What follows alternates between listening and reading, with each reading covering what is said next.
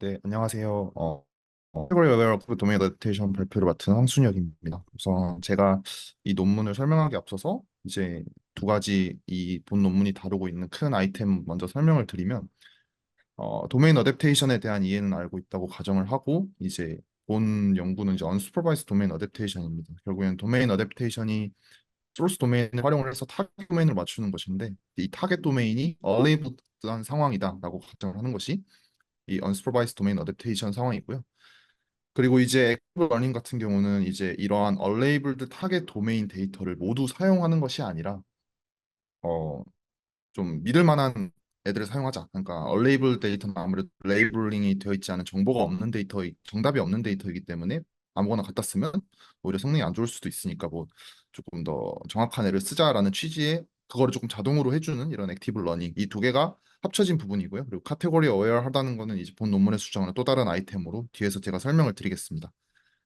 그래서 이 앱스트랙에서는 결국에는 이 셀렉팅, 이 unlabeled samples를 타겟 도메인으로부터 잘 셀렉팅하는 것이 목표이고 이거는 결국에는 각각의 카테고리에 대해서 다른 카테고리에 영향을 주지 않으면서 어댑테이션 효과를 부스팅하는 효과를 나타낸다고 합니다. 그래서 가장 집중하고 있는 부분은 이 챌린징한 카테고리. 여기서 다시 간단히 말씀드리면 카테고리가 클래스라고 생각하시면 될 것 같고요. 이제 챌린징한 클래스가 이제 조금 무시되는 경향이 있다.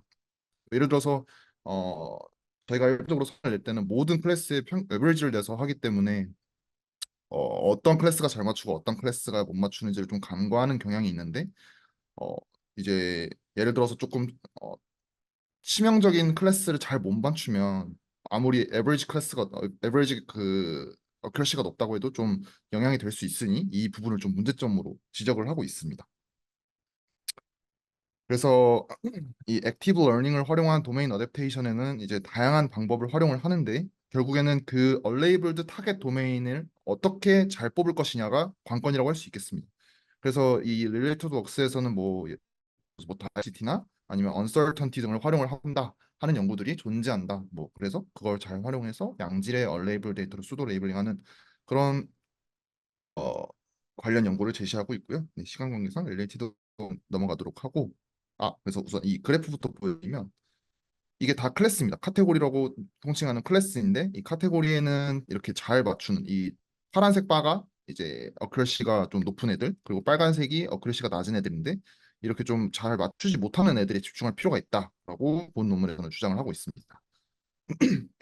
그래서 뭐 이런 말도 합니다. 예를 들어서 뭐 자율주행 시스템이 뭐 예를 들어서 굉장히 민감한 토픽이잖아요. 그래서 뭐 그 굉장히 안전과 관련된 어떤 부분을 뭐 잘 맞추지 못하는 그런 소수의 클래스를 잘 맞추지 못하면 굉장히 크리티컬한 일이 일어나듯이 이런 좀 챌린징한 카테고리를 잘 맞추는 것이 조금 중요하다라고 제시를 합니다. 그래서 본 논문에서는 이제 인플루언스 펑션이라는 걸 제시를 합니다.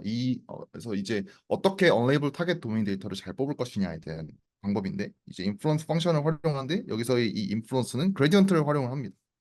저희가 일반적으로 모델을 학습시킬 때 이 ERM을 통해서 예를 들어서 뭐 정규화항이 있다고 치고 X를 넣었을 때 Y가 나오게 되는 이 어떤 로스 값을 최소화할 수 있는 세타를 찾자는 것이 일반적인 ERM인데 예를 들어서 특정 xi 그리고 yi가 들어갔다고 해보겠습니다. 그때 이제 다운 웨이티드가 됐다. 그래서 얼마만큼 다운 웨이티드가 됐냐? 결국에는 그레디언트를 보겠다는 소리인데 이 부분이 이제 이 식에 나타나게 됩니다. 이제 xi와 yi가 들어갔을 때의 로스 그리고 이를 변화량, 그레디언트를 따져서 만약에 변화량이 굉장히 크면 얘는 중요한 애다. 만약에 변화량이 적으면 크게 중요하지 않은 애다. 뭐 이런 식으로 진행을 하겠다라고 아이디어를 낸 부분입니다.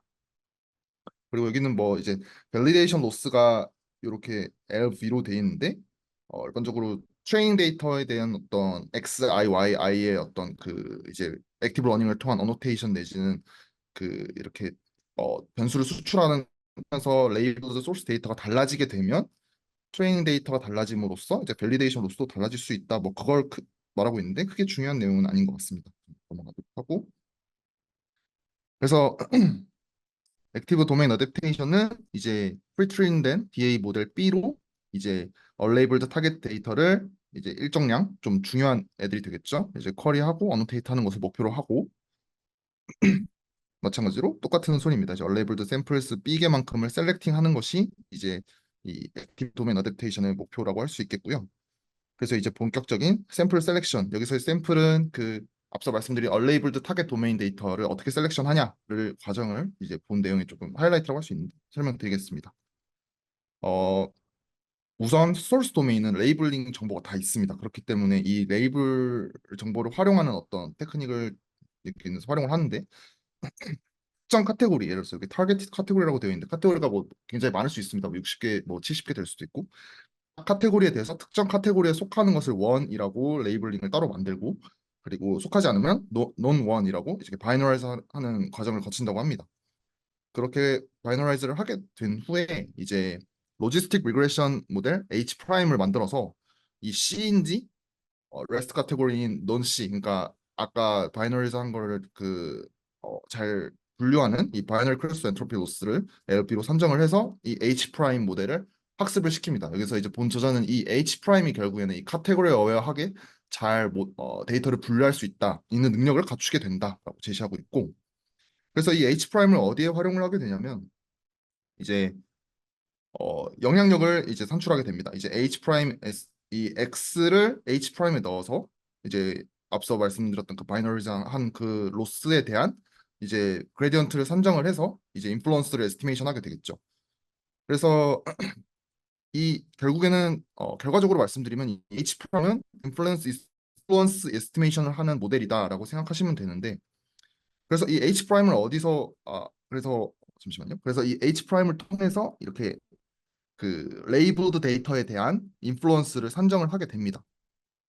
그래서 이 인플루언스 값을 여기서 이제 활용을 하게 되는데 이제 타겟 인플루언스 어프록시메이션입니다. 말 그대로 어프록시메이션인 이유가 왜냐하면 저희는 타겟에 대한 어, 레이블 정보가 없기 때문에 이제 어프록시메이션 하는 수밖에 없는데 어떻게 어프록시메이션을 하냐면 인플루언스 프레딕터 F를 만듭니다. 그래서 이 F는 어, X를 입력을 받아서 그러니까 영향력, 인플루언스가 얼마인지를 예측을 합니다. 그게 이제 여기 수식으로 나타나 있는데 어, 저희가 현재까지는 이 레이블드 데이터, 여기 레이블드 데이터에 대한 인플루언스를 산정을 했기 때문에 레이블드 데이터를 입력을 받아서 해당 레이블 데이터일 때 그 인플루언스가 얼마인지를 이 인플루언스 프레딕터 F가 학습을 하게 되고 이렇게 학습된 거를 인플루언스 느낌으로 이제 타겟 데이터, 레이블 정보가 없는 타겟 데이터를 넣었을 때 나오게 되는 이 영향력을 사용하겠다라는 취지입니다. 그래서 파이널 셀렉션은 이제 어, 이 인플루언스 프레딕터 F를 통해서 타겟 데이터에 대한 인플루언스를 산정을 하게 되고 그 인플루언스가 높은 애들을 가져오는 그 과정이 이제 파이널 셀렉션이라고 할 수 있겠습니다. 그래서 조금 수도 코드를 위주로 설명을 드리자면 우선 음, 이제 소스 데이터, 레이블링 정보가 있는 소스 데이터와 이제 바이너라이즈한 Y가 있다고 할 때 인플루언스를 이제 산정을 하게 됩니다. 인플루언스를 산정을 하게 되고 이때 H 프라임을 사용한다고 말씀드렸습니다. 그리고 그 후에 이제 인플루언스 에스티메이터 F를 산정을 해서 타겟 데이터에 대한 어, 그 인플루언스를 산정하기 위해서 이 소스 도메인에 대한 영향력 그리고 XS를 넣은 F값 이게 이제 MSE가 낮아지도록 학습을 진행을 하게 되는 것이죠. 그렇게 F를 학습하게 됐을 때 이제 타겟 데이터를 넣어서 인플루언스가 얼마인지 산정을 하고 그 인플루언스 값을 통해서 샘플링하게 되는 것입니다. 네, 그런 구조로 진행이 되고요. 그래서 실험 결과는 우선 조금 디테일한 부분을 설명드리면 카테고리가 있다고 할 때 카테고리가 앞서 말씀드린 대로 굉장히 많다고 말씀을 드렸잖아요. 이제 그래서 각 5번의 액티브 이터레이션을 갖는다. 그러니까 각 클래스마다 5번의 어떤 액티브 이터레이션을 갖는다라고 설명을 하고 있습니다. 사실 이 부분은 제가 클래스가 너무 많을 경우 어떻게 학습이 진행되는지를 좀 확인하고 싶은데 코드가 업로드되지 않아서 확인하지 못해서 조금 이 부분은 조금 나중에 확인을 해봐야겠다 생각을 했고요. 그래서 실험 결과는 이제 오피스홈 데이터셋, 일반적인 DA에서 많이 사용하는 오피스홈 데이터셋에서 성능이 전반적으로 높게 나타났다라고 할 수 있겠습니다. 그리고 여기서 이제 조금 특이한 점이 always one이라는 메소드가 있고 그냥 one 메소드가 있어요. 이제 always one 같은 경우는 저희가 타겟 데이터의 인플루언스를 결국에는 산정을 했을 때 해당 데이터가 특정 카테고리, 그러니까 타겟티드 카테고리와 일치할 수도 있고 일치하지 않는 데이터일 수도 있어요. 근데 이제 always one은 그 중에서도 타겟티드 카테고리와 일치하는 샘플만 뽑겠다라는 뜻이고 원은 꼭 그렇지 말고 인플루언서 높은 데로 다 가져오겠다라는 뜻이에요. 그래서 본 연구 방법은 이제 이 다 가져오는 원 방법을 했을 때 always one보다 성능이 높게 나타났다. 이 말은 꼭 타겟티드 카테고리 정보만 학습에 활용할 것이 아니라 타겟티드 카테고리가 이것이 아니다라는 어떤 정보도 성능 향상에 굉장히 영향을 줬다라고 본 저자는 주장을 하고 있습니다. 그리고 이렇게 질문을 만들어서 대답하는 부분도 조금 되게 실험을 되게 깊게 했다라고 생각을 했고 이제 액티브 러닝에 대한 어퍼 리밋 그리고 어떤 데이터 샘플이 얼마나 필요한지 그 부분에 대해서 좀 설명을 하고 있습니다. 그리고 앞서 설명드렸던 이 논원에 대한 이펙트까지 설명을 하면서 논문이 마무리가 되고 있고요. 그래서 결론을 말씀드리면 카테고리 어웨어한 언슈퍼바이스드 도메이테이션에 맞는 액티브 러닝을 활용한 DA 모델을 제안을 했습니다. 또 하이스트 인플루언스를 그러니까 타겟 도메인 데이터 중에 하이스트 인플루언스의 샘플을 추출을 해서 이렇게 하는 어떤 인플루언스 펑션 방식을 취해서 높은 도메인 어댑테이션 성능을 가져왔다. 이렇게 결론 지을 수 있을 것 같습니다. 네, 제가 준비한 내용은 여기까지입니다. 혹시 질문 있으면 해주시겠습니다. 해주시면 감사하겠습니다. 저 질문 있는데, 네, 왜 네. 기존의 문헌에서는 특정 클래스는 왜 맞추지 못하는 거예요? 그런 거에 대한 분석이 있었나요? 인트로덕션에. 특정 클래스는 왜 맞추지 네. 못하냐? 네, 지금 그걸 문제를 해결하려고 제안된 방법론인 것 같은데. 음,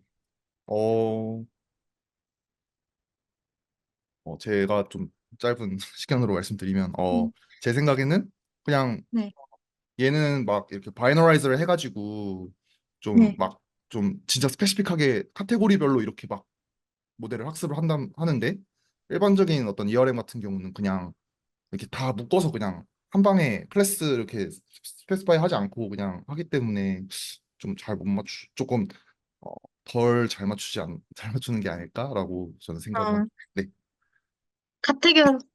카테고리별로 신경을 좀 덜 네네 더 쓰니까, 네 맞습니다. 기본적인 학습 방식 자체가. 네네 그리고 사실 액티브 러닝을 잘 몰라요. 그래서 설명해 주신 부분을 사실 잘 완벽하게 이해는 못했어요. 그래서 좀 아 네. 중요한 부분에서 좀 놓친 것 같아서 다시 한번 아 네네. 여쭤보면은, 셀렉션을 왜 해주는 거예요?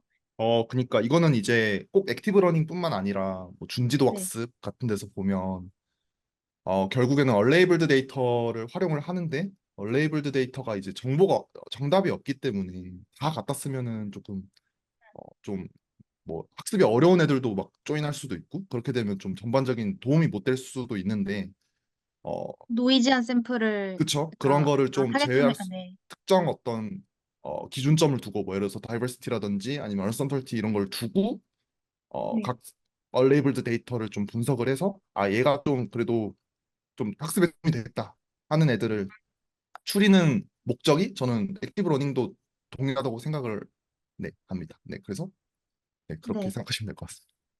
그러면 그렇게 셀렉션을 한 뒤에 뭐 수도 레이블링을 하든 뭐 그런 아 트레이닝을 같이 하든 뭐 이런 건가요? 네네 그 뒤가 좀, 네. 네네네 그렇게 해서 셀렉션을 해서 레이블을 해당 카테고리로 레이블을 한 뒤에 소스 네. 도메인으로 데이터를 이제 넘깁니다. 그래서 여기 제가 이 부분을 설명을 안 음, 드렸는데 이 네. 리트레이닝 할 때는 앞선 이터레이션에서 수도 레이블링이 된 친구들은 소스 도메인에 껴서 학습에 도움이 되도록 이렇게 좀 이렇게 누적되도록 음, 되는 것 같아요. 네, 아,